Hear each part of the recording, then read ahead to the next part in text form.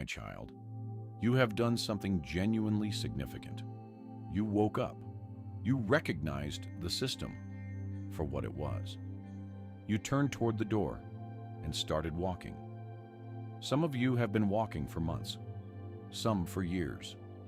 You have watched this series, absorbed these messages, felt the shifts happening in your interior and your understanding and your sense of who you are and what you are here for. And that is all real. But today I want to ask you something that might be the most important question this series has raised yet. You left the Matrix.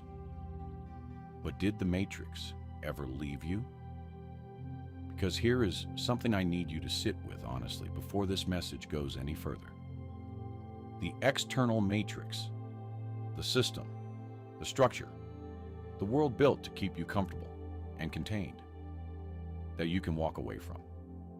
You can recognize it, name it, choose differently, and over time, put distance between yourself and it.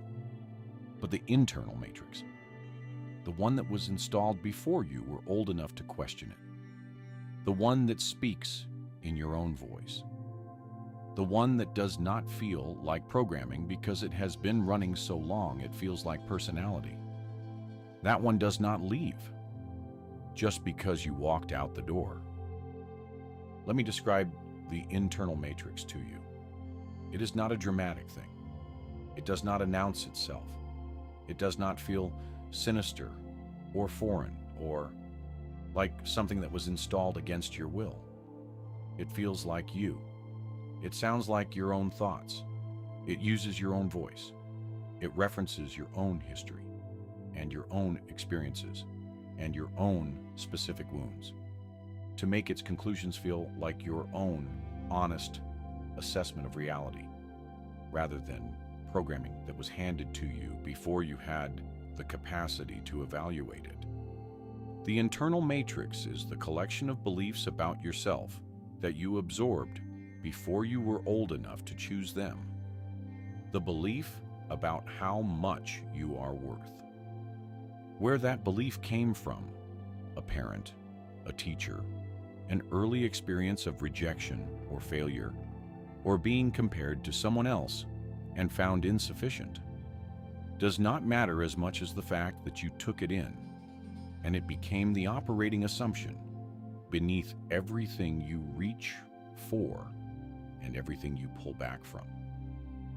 The belief about what is possible for someone like you. The ceiling that was handed to you by the specific environment you grew up in. The unspoken rules about what people from your background, your family, your circumstances do and do not get to have. The belief about whether you are fundamentally safe in the world, whether people can be trusted, whether good things last, whether the other shoe is always about to drop. None of these beliefs feel like the Matrix. They feel like wisdom earned from experience. But my child, wisdom earned from experience and programming installed by a broken world can look identical from the inside, and only one of them is true. Now let me show you how to recognize the internal matrix when it is running, because it does not always announce itself directly. It operates through patterns, through the specific and repeated ways you respond to specific kinds of situations, through the moments where your reaction is larger than the situation seems to warrant, through the places where you consistently pull back just before the breakthrough, through the relationships that follow the same pattern, no matter how different the person seems at the beginning. The first sign is the ceiling you keep hitting. Not the external ceiling the Matrix installed. The internal one. The point at which something in you reliably contracts. Where the opportunity arrives, and instead of moving toward it, something pulls you back with a reason that sounds rational, but is actually fear, wearing the costume of wisdom. The second sign is the voice that speaks in moments of potential. Not the voice of genuine discernment. The voice of the internal matrix. The one that says, "Who do you think you are?" The one that catalogs your past failures.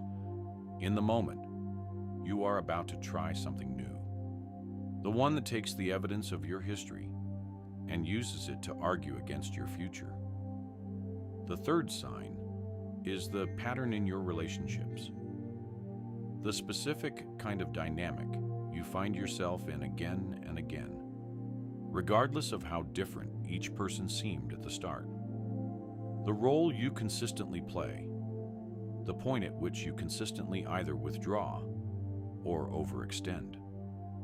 The way certain kinds of people reliably produce certain responses in you that you cannot seem to choose your way out of. These are not character flaws. They are the fingerprints of the internal matrix. And recognizing them, honestly, without self-condemnation, is the beginning of something important. I want to speak with compassion about where the internal matrix came from, because this is not about blame, not about going back through your history and assigning fault for every belief that was handed to you before you could evaluate it. The people who installed the internal matrix in you were mostly not doing it deliberately. They were passing on what was passed to them, operating from their own internal matrix, doing the best they could within the limits of their own programming. The internal matrix is not a crime that was committed against you. It is an inheritance you did not ask for. But here is the thing about an inheritance you did not ask for. Whether you asked for it or not, you have been spending it. Every belief about your worth that was handed to you in childhood has been making decisions in your adult life. Every ceiling that was installed before you were old enough to question ceilings has been limiting the height you reach for.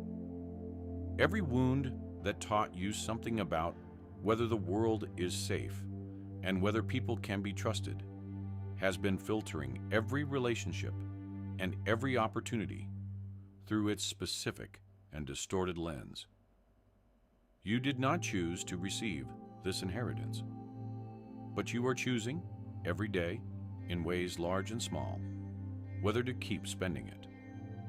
And the moment you recognize it as an inheritance rather than as truth, the choosing becomes possible in a way it was not before.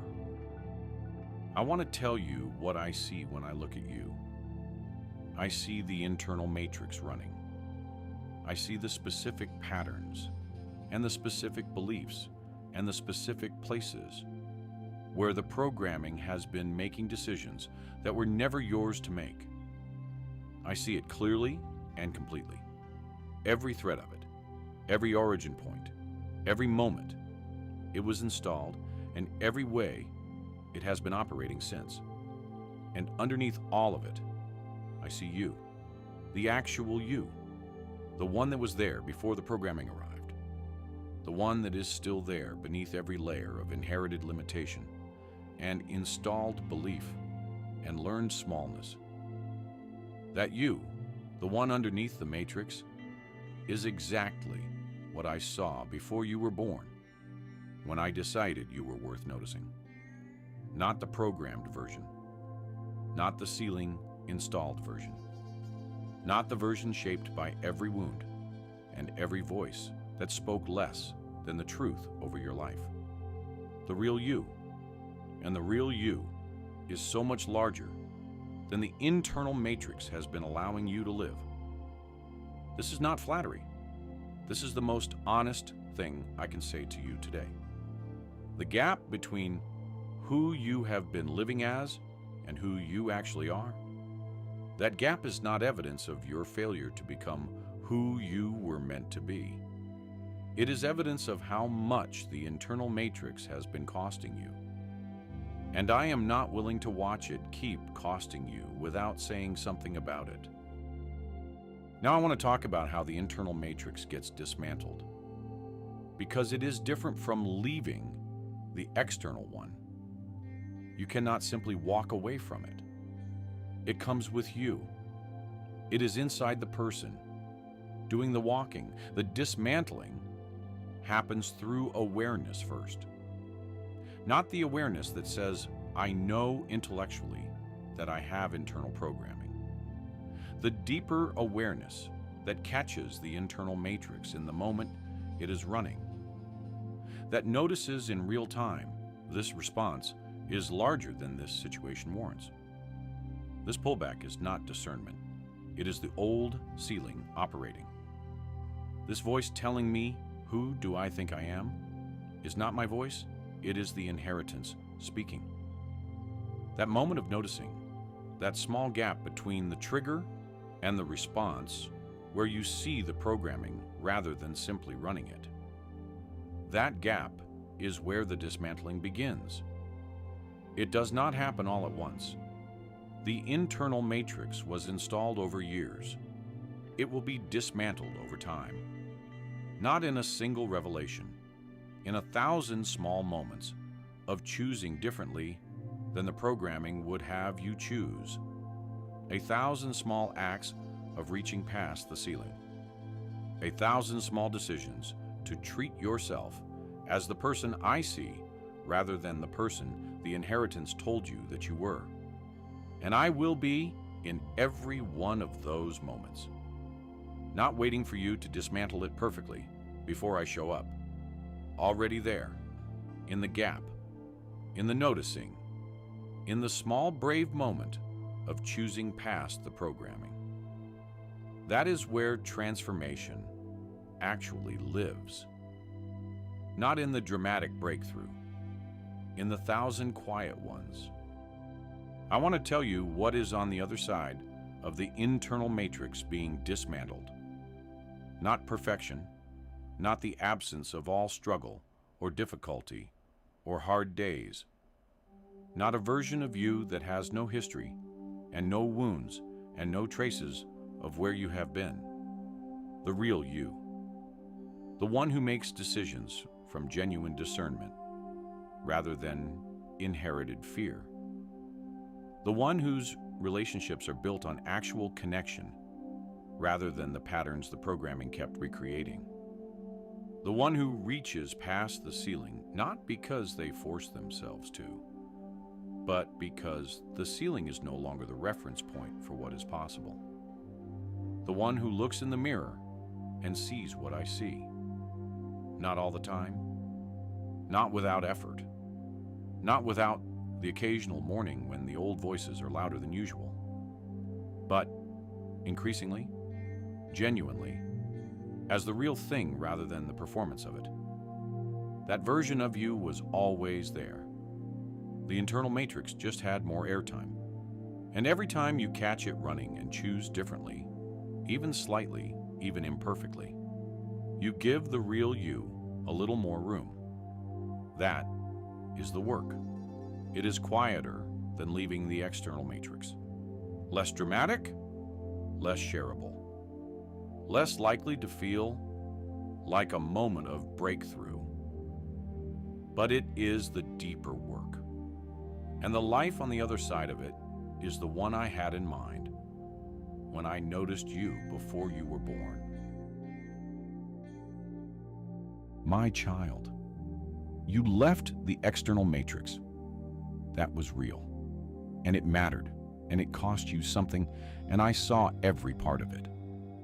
Now I am inviting you into the next layer of the work. Not because the external leaving was insufficient, but because the full freedom I prepared for you, the complete expression of who you actually are, requires that the internal matrix loses its grip too. Not all at once, not perfectly, just honestly. Start with the noticing. Catch the programming in the moment it runs. Name it for what it is. Not your truth, not your personality, not your honest assessment of what is possible for you. An inheritance you did not ask for, that you have the choice to stop spending. And in the moment of that noticing, I will be there. The real you is already there too.